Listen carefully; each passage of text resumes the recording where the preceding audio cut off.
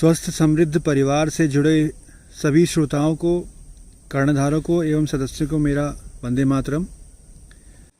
स्वस्थ समृद्ध परिवार निर्माण के प्रयास में हमारा आयुर्वेद नामक महाग्रंथ में जो स्वाध्याय चल रहा है, जो कि गोविंद भाई जी द्वारा ये बीड़ा उठाया गया है कि इस महाग्रंथ को घर घर तक पहुंचाना है, तो इसी स्वाध्याय की कड़ी में आज हम देखेंगे गति के आधार पर नाड़ी की चाल। तो आप सभी का फिर से एक बार स्वागत है। चलिए शुरू करते हैं। शिशु की नाड़ी। दुधमुहे बच्चे की नाड़ी तब तक देखें जब वह दूध पी रहा हो। भोजन के उपरांत नाड़ी।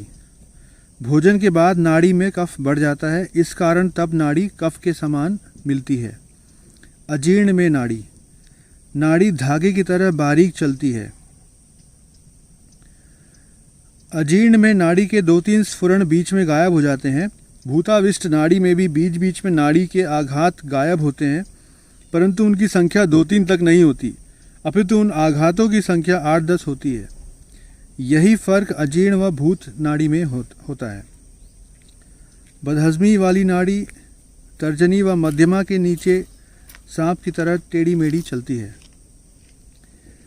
टाइफाइड या आंतरिक ज्वर में नाड़ी पर कुछ विचार। टाइफाइड ज्वर में नाड़ी अंगुली के साधारण दबाव से दब जाती है तथा पूरे शरीर में थोड़ा थोड़ा दर्द हमेशा बना रहता है। टाइफाइड वाले रोगी के गुर्दों में भी यदि दोष हो तब नाड़ी कड़ी व कठोर हो जाती है। टाइफाइड वाले रोगी का यदि लिवर सड़ या खराब हो चुका हो तो प्रत्येक प्रकार के टाइफाइड वाले ज्वरों में नाड़ी की चाल तेज रहती है, लेकिन लिवर सड़ने की स्थिति में बाएं हाथ की अपेक्षा दाएं हाथ की नाड़ी अधिक तेज होती है। टाइफाइड वाले रोगी को हृदय को जाने वाली रक्त वाहिनियां यदि खराब हों तो दाएं हाथ की अपेक्षा बाएं हाथ की नाड़ी की चाल अधिक तेज होगी। टाइफाइड बुखार यदि आमाशय में खराबी के कारण हुआ होगा तो ऐसी स्थिति में दोनों हाथों की नाड़ी की चाल एक समान तेज रहेगी। टाइफाइड बुखार रक्त में खराबी के कारण हुआ हो तो मध्यमा अंगुली के नीचे नाड़ी की चाल तेज होगी। इसी के साथ नाड़ी फैली हुई भी होगी। अशुद्ध रक्त की अधिकता के कारण यदि ज्वर हुआ हो तो मध्यमा के नीचे नाड़ी तेजी से धड़कती है, तब यह मानकर चलें कि रोगी का रक्त अधिक मात्रा में खराब हो चुका है। रक्त खराब होने के लक्षणों में पित्त के लक्षण ज्यादा मिलते हैं। रोगी के अंदर ज्वर है तो रोगी की त्वचा ठंडी हो तथा मध्यमा उंगली के नीचे नाड़ी की चाल काफी तेज हो तो रोगी के अंदर ज्वर है।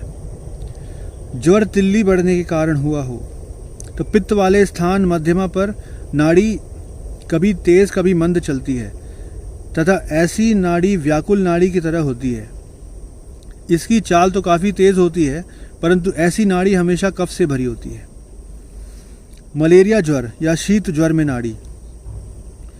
इस ज्वर में नाड़ी मंद मंद गति से चलती है तथा धीरे धीरे यह नाड़ी तेज से तेज होती जाती है।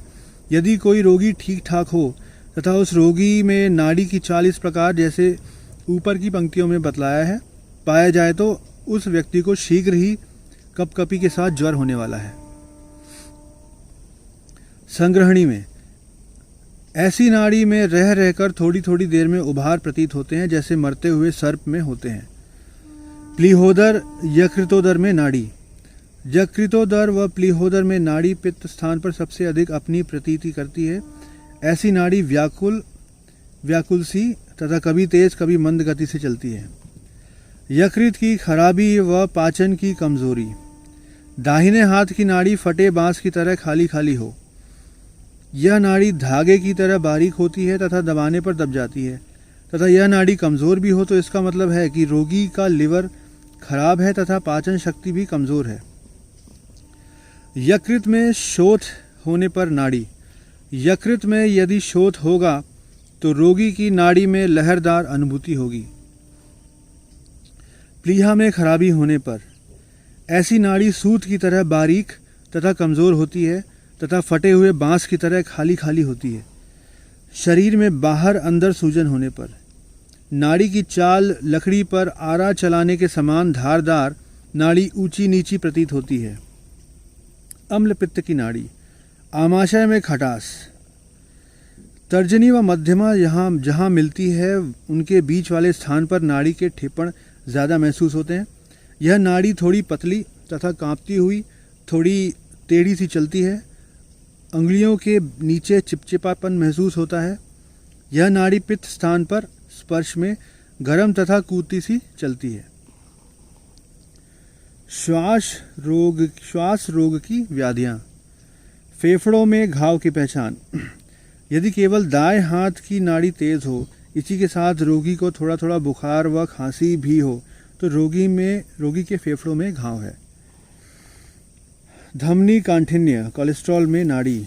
यह नाड़ी स्पर्श में कठोर मिलती है, रक्तचाप बढ़ जाता है। पथराई आँखों की पहचान। रोगी जिधर भी देखेगा बिना पल के झपकाए इधर उधर देखता रहेगा। वीर्य दोष में नाड़ी। यदि नाड़ी पर उंगली रखने पर वह ऐसे लगे जैसे कैंची की तरह कोई चीज़ कट कर रही है, तो रोगी का वीर्य दूषित है।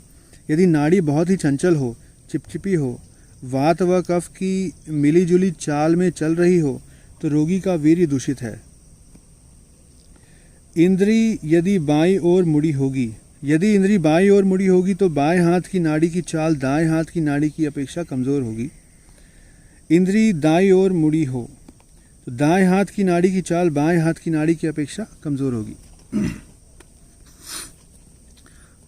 यदि रुगड़ा हमेशा प्रदर से ग्रसित रहती है, तो नाड़ी के पहले 10-12 स्पंदन विषम हो तथा बाद में 2-3 स्पंदन सम हो, तो रुगड़ा हमेशा प्रदरग्रस्त रहती है। नाड़ी की चाल जोंक के समान धीमी होती है, चाल हमेशा एक सी रहती है। तर्जनी के नीचे नाड़ी की फड़कन इतनी कमज़ोर हो कि पकड़ में नहीं आ रही हो, तो रुगड़ा का प्रदर दही के चकत्ते के समान होता है। पसली दर्द में नाड़ी। इस नाड़ी की चाल लगातार तेज व लहरदार होती है, जैसे नदी में एक लहर तेजी से आती है फिर धीमी हो जाती है, इसके बाद फिर से दूसरी लहर आती है, यह लहर उसे फिर से तेज कर देती है। ऐसी लहरदार यह नाड़ी होती है। रक्त खराबी में नाड़ी।